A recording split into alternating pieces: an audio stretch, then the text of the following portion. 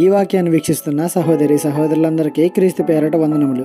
ఈరోజు వాక్యం ద్వారా దేవుడు మనతో చెప్తున్న మాట, వివేకము లేని సుందర స్త్రీ పంది ముక్కనున్న బంగారు కమ్మ వంటిది. సామెతల గ్రంథము 11వ అధ్యాయము 22వ వచనము. స్త్రీకి వివేకం చాలా అవసరం. ఈ కాలంలో వివేకం లేని స్త్రీలు ఎవరున్నారు చెప్పండి. కానీ ఆ వివేకం దేనికోసం ఉపయోగిస్తున్నాం అనేది చాలా ప్రాముఖ్యం.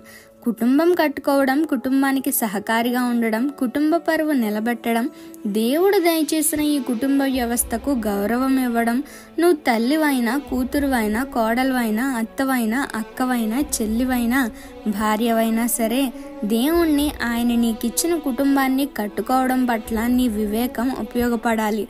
అంతేకాని డబ్బు కోసమో లేక వేరే మగాడి కోసమో, ఆస్తుల కోసమో, పేరు కోసమో కాదు.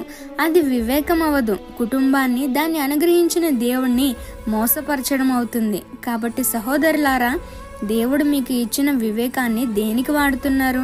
కుటుంబం పట్ల మీరు వ్యవహరించే తీరు ఎలా ఉంటుంది? ఒకసారి ఆలోచన చేయండి. ఈ చిన్న సువార్త పరిచర్యలో మీ సహోదరులు. God bless you. ఆమేన్.